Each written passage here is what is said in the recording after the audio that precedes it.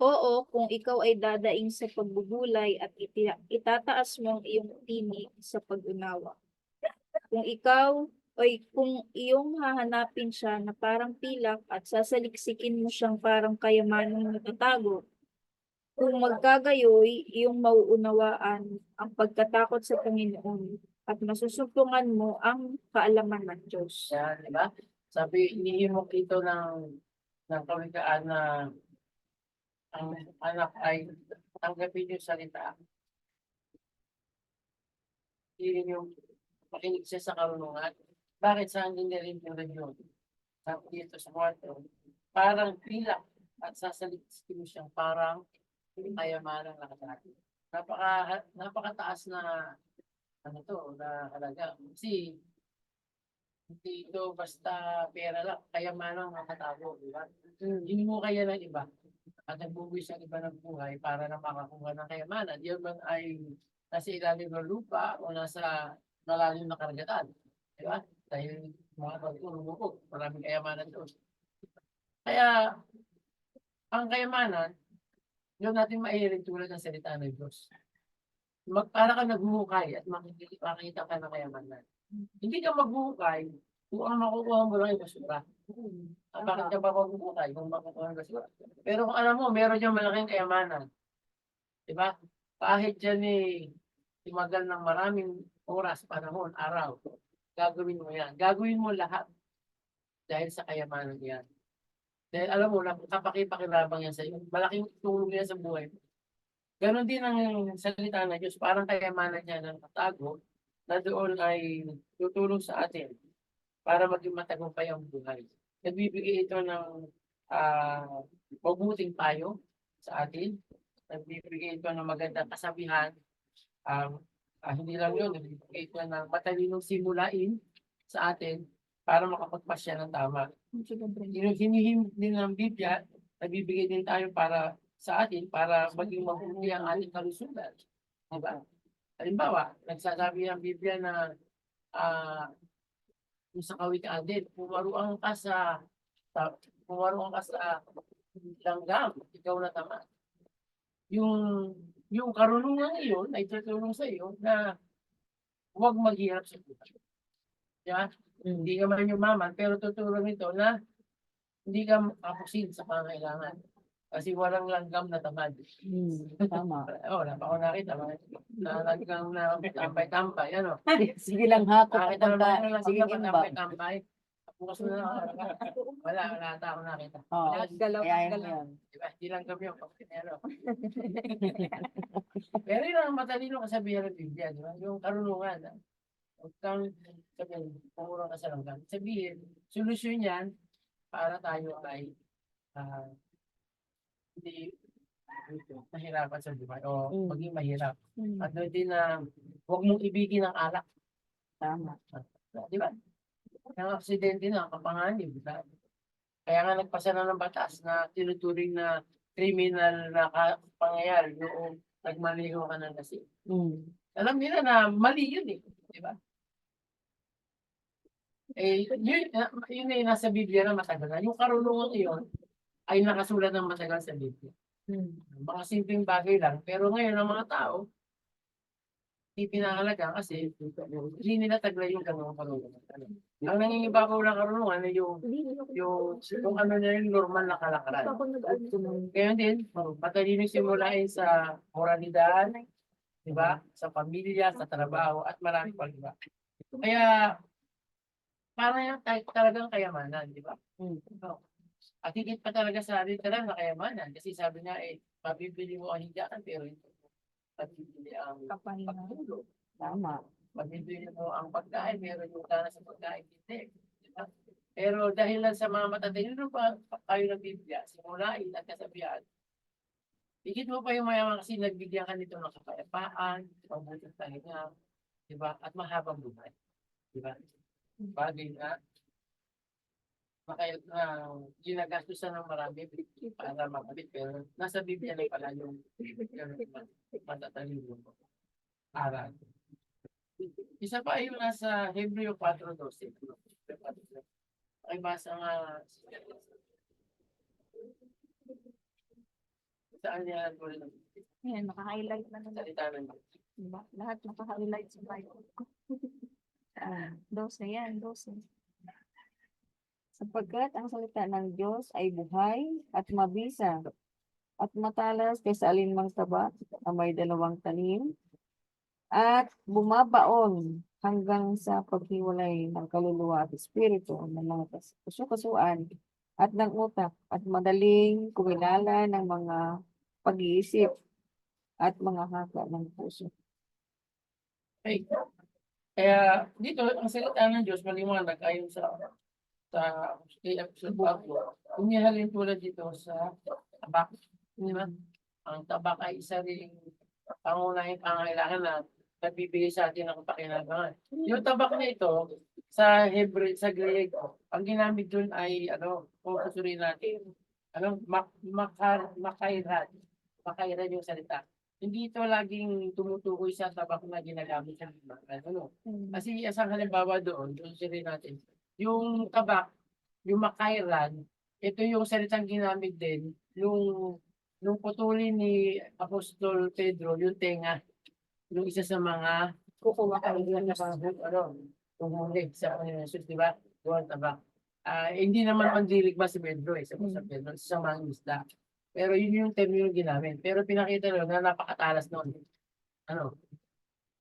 Kaya pwedeng ito man ay tumutukoy sa yung makairan o tabak na ito na tinutukoy sa digmaan o sa hindi digma o sa katulad ng gamit niya Apostol Pedro na pakiwala ng laman, di ba? Pinakikita niya ito yung matalas. Mas matalas yung salita ng Diyos doon kasi dalawang talas magkabilaan. Ibig sabihin, Yung sa mga matatanda yung karit. oo. Pero yun, sunset lang yun. Ang gamit lang sa Pero sa salita ng Diyos ay kabilaan. Ibig sabihin, pwede nitong iwain yung nasa harap mo. Pwede rin naman yung tumutok sa harapan mo. Di ba? Magkabilang direksyon. Parang gano'n ang Biblia. Kaya sabi dito, ang salita ng Diyos ay yung buto at yung utak ay kaya nitong paghiwalayin. Di ba? Yung joint, amaro, utak ng doon. Kasi yung joint, ito yung isang parte sa katawan ng tao na nakakubli, pero yung ligament, di ba? Na yung mga maseselang nakakubling mga parte doon ay kayang arukin ng tabak nito. At yung utak, nasa loob yan ng puso, di ba? Nakatago na yun. Ibig sabihin, yung mga bagay na lingid, kayang doon tumagos yung salita ng Diyos. Kasi sa sobrang talas at dalawa ang talim ito. Kaya hindi ito parang mababaw lang. Kasi sabi namin, ang lalim naman ang sinabi. Di ba? Ibig sabihin, yung kanya sinabi, napakatalas, tumutok ng mga. Kaya ganyan ang Biblia. Ang salita ng Diyos. Bakit? Bakit para tabak ito? Dahil ang Biblia ay naglalaan sa atin ng impormasyon upang malaman yung mga bagay na nakalingid sa ating sarili. Ano ba yung talagang motibo sa ating mga buhay? Bakit natin ginawa yun? Yung ba'y ginawa natin na ayon sa kalooban ng Diyos? O ginawa ko ang isang bagay na para bang tila kabutihan, tila pagtulong, pero ang nangingibabaw pala yung pagmamataas, pagrebelde, o kasakiman, di ba?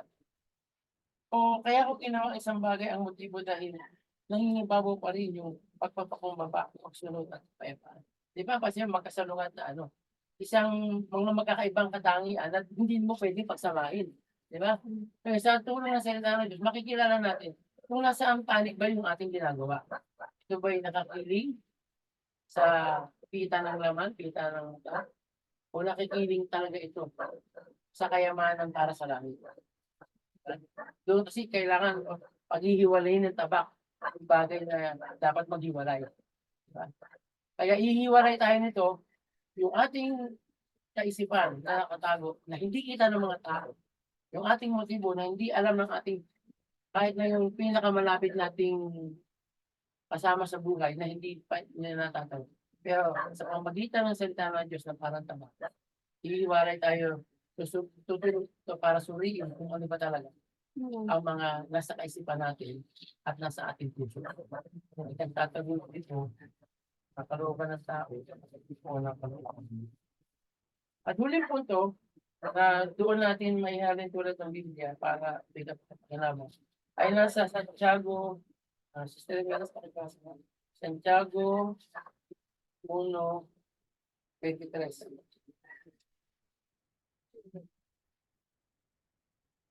Santiago, James English. Bible lang bang gamit niyo? Wala Santiago doon, James pa. 1:23. Ito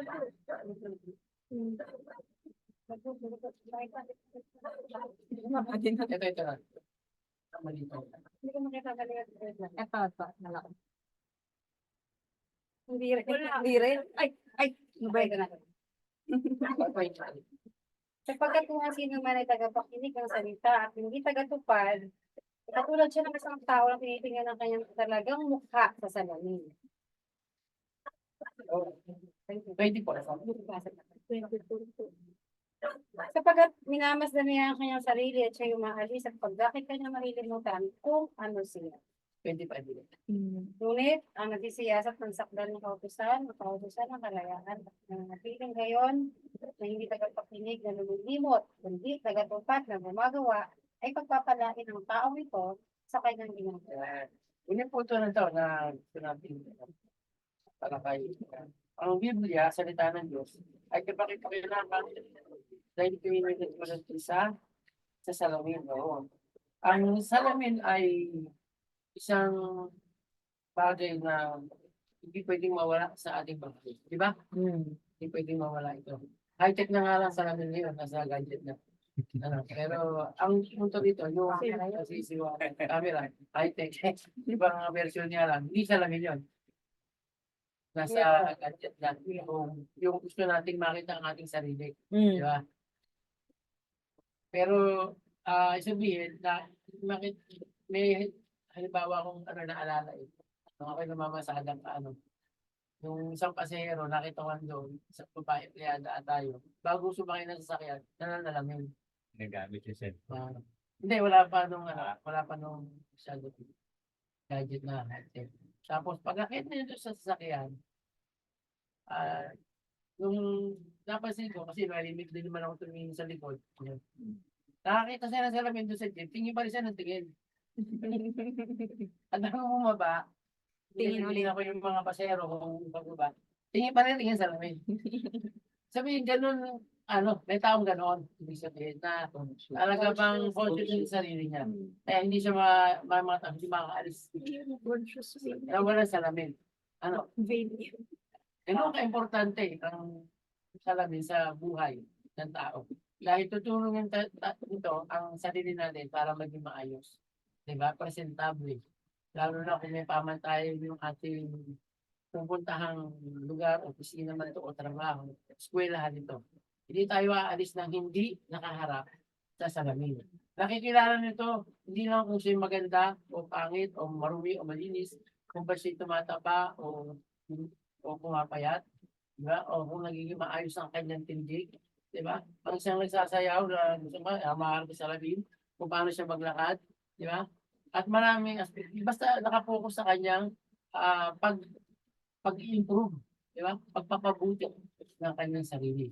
Pero, ang literal na salamin ay naaninag lang dito yung panlabas. Di ba? At dito, may alintiro yung salita ng Diyos pero hindi sa panlabas na katangian, kundi yung ating panloob ng katangian. Merong nabasa ako, sabi na the more you give attention to your outward appearance, the less naman sa panloob na tao. Maraming ganoon, di ba? Pero hindi niya kasi magagamit yung literal na salamin sa kanya. Kundi, pero sabi dito, parang ganyan ang salita ng Diyos. Na para tayong nananalamin. Ano ba ang itong ginagawa nito? Pwede natin sabihin na wala namang masama sa ginagawa. Pero ano ba sinasabi nila sa tulad ng Diyos? Hindi sa Hebreo, yung magkakapit at manangalim ka. Sa ngayon, kung pag nanalamin ka sa tao, okay naman ako. Nakakatulong naman daw ako. Hindi ko naman daw sila, hindi naman ko daw sila, wala naman daw ako masamang ginagawa sa kanila.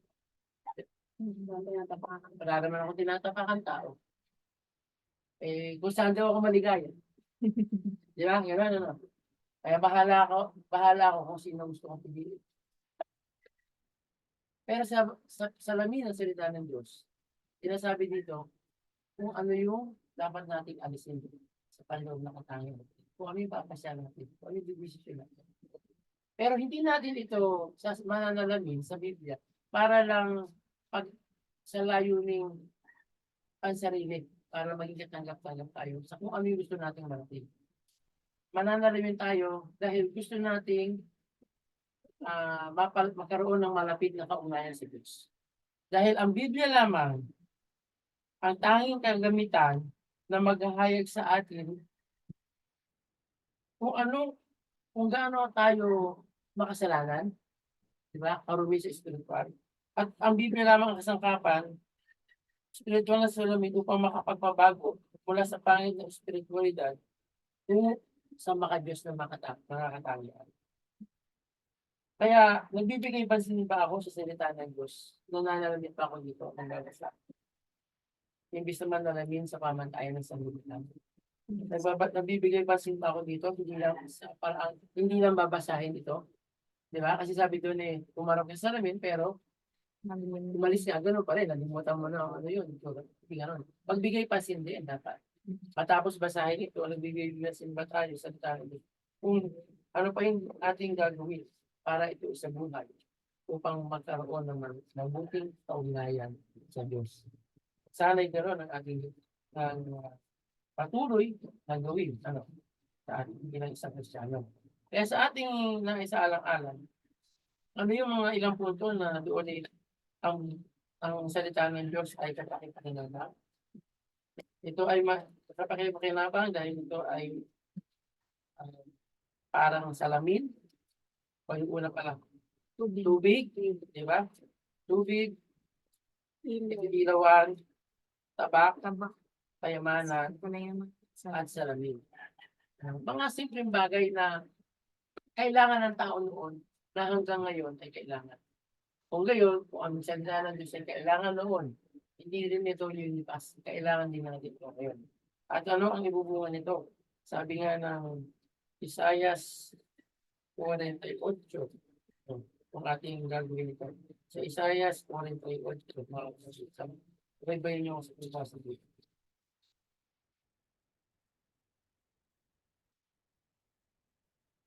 Panata mo ng talentang 17, hanggang 18. Ganito ang sabi ng Panginoon ng inyong ng Diyos, ng banal na Israel.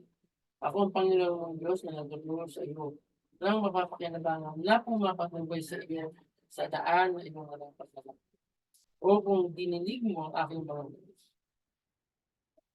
Ang iyong kapayapaan ay naging parang ilog at ang iyong katwiran ay parang mga alon sa dagat.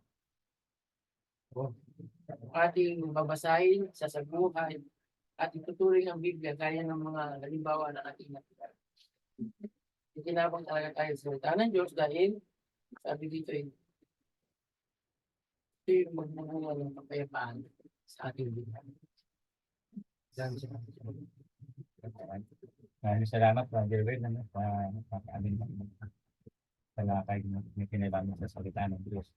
Sinanggit nga yung gaya ng tabak, ang salita ng Diyos gaya ng tabak, kapalig, Ginamit din yung salitang ilaw, di ba? Ang ilaw, nagbibigay ng liwanag sa dilim. So, ganun ang salita ng Diyos. Sinabit din yung salitang tubig, di ba? Yung tubig ay isang source of life, no? O nagbibigay buhay sa tao. Pwede kang hindi kumain, pero ang tubig hindi pwede mawala, di ba? Pag ang tubig nandiyan, kahit hindi ka kumain, mabubuhay ka pag may tubig. Ganun yung salita ng Diyos. Tapos ginamit din yung gaya ng isang di ba? Yung sa huli, binanggit ko sa Isaiah, gaya ng ilog, no, sa Batis, o kaya gaya ng isang palawak, no, gaya ng dagat, no, salita talaga. At meron din isang maganda rito, no, na isang teksto na pwede natin binanggit na rin yung binanggit dito sa Santiago 1, dito sa 21 tsaka 22 dito. Kaya alisin niyo ang lahat ng karumihan at bawat bahid ng kasamaan at ang pagkakas ng mga dahil ang ahunan ang tinatanim sa puso niyo at maapagkita sila. Dahil man maging tagapagpad kayo ng salita at hindi tagapakinig lamang na dinadaya ang inyong sarili ng maling pangangatwiran. Dahil kung ang sino man ay tagapakinig ng salita ng Diyos at hindi tagapagpad, siya ay gaya ng isang tao na tiningin sa mukha niya. So yun, no? So tandaan natin na ang salita talaga ng Diyos ay maging tagapagpad tayo. Hindi lang na parang tumitingin sa amin. Pagkatapos pag tumalikod ka, wala na. Buta mo na yung tsura mo. Ano? Ganun, ano? So maraming salamat, Brother Well, at din isang talakay na kung gaano papahalagaan natin ang salita ng Diyos. May kinalaman din dito sa daily man natin. Nagpakita din dito na pagpapahalaga natin na kung paano natin buhay na ang sarili. At nagpapakita na nasa ilalim na tayo ng pamamahala ng Diyos, hindi na sa ating sarili. So, bago tayo nabubuhay bilang ngayon sa Orosensya sa panahon nito. Pero tayo ngayon ay nabubuhay, hindi na dahil sa sarili natin, hindi na sa Diyos na tayo, isang Kristiyano na tayo. Maraming salamat. Tayo ay muna ay makikinig magdaan pa ba tayo na dito? Okay, Amazing Grace kaya siya. Tapos yun, Nililit mo na lang para tumoy. sige, yung sige, kung ano yung Bagay sa topic. sige. Tapos isasaran natin ang panalangin. Tapos ganun natin mamaya yung camera para natamaan tayo lahat. Okay, mag-picture na lang tayo. Pwede rin. Wait lang po, i-share screen ko lang.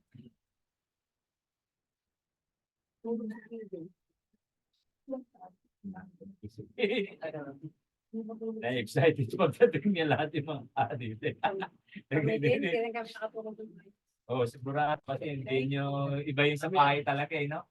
Ready? Iba yung sa bahay. Ready. Sila electric. Nabili mo. Ito napakaraming electric pan. Tema yung ano ba yung He leadeth me, O blessed thought, O words with heavenly comfort fraught.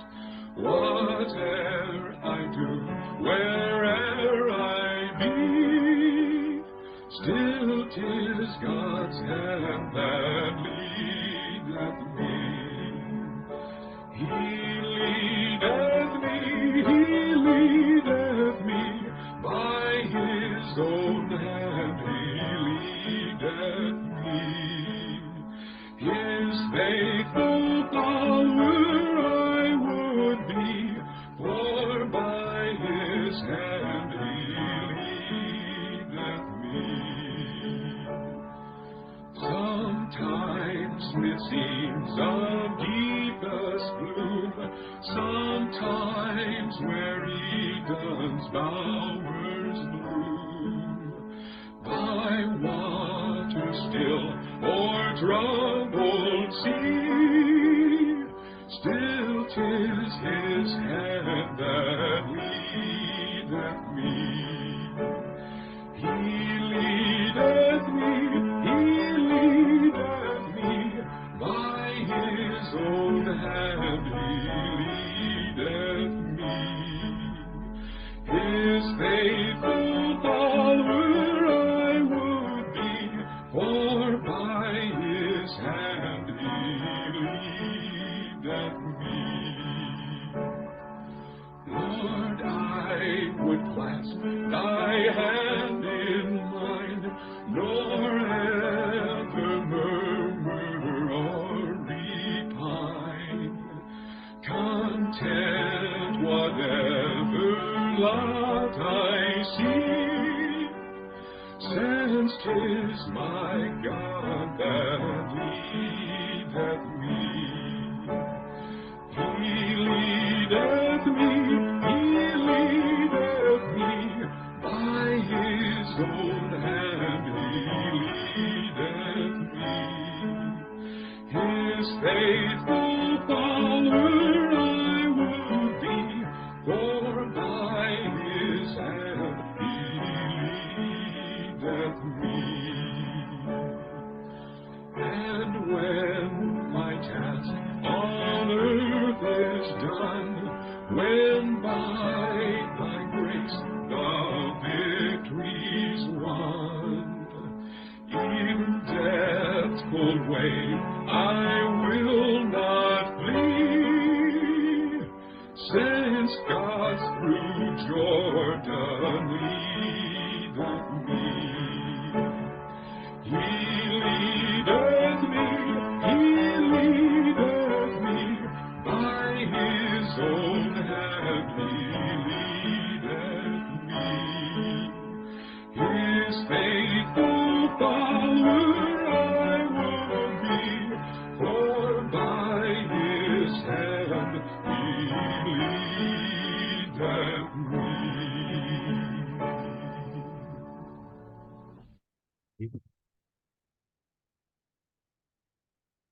Diyos namin na correct na lahat.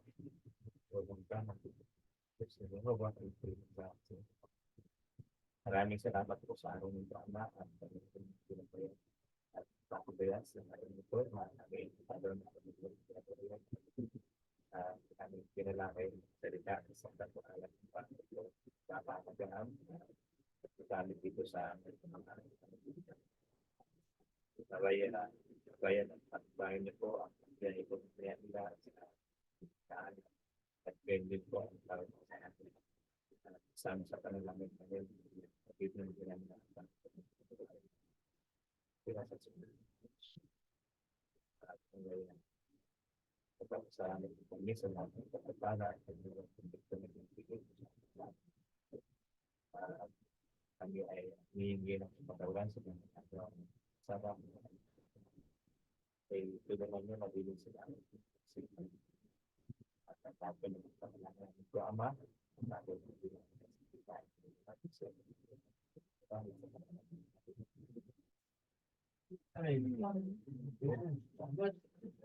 Ay, sana tayo, Brad. Oo. Ibig sabihin,